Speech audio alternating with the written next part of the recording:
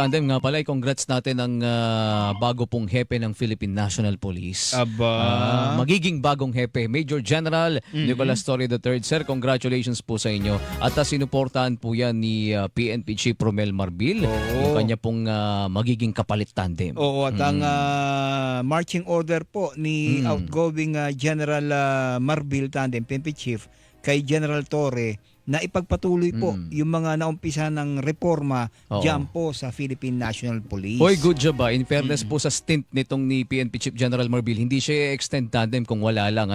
Naging maayos po kahit paano itong election po natin tandem, natutukan ng gusto. Police visibility tandem, isa sa magandang nagawa ho niya.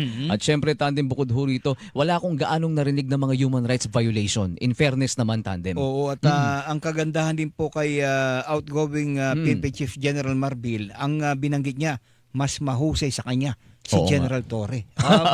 Ayan, napaka-humble Humble.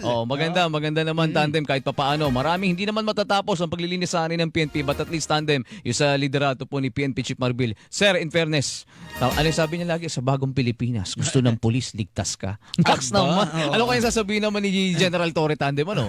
Totoo yan. At tandem, saludo lahat kay General Marbil, no? Yes. Lalo na nung nagdaang eleksyon. Oo Yan. nga. Samantala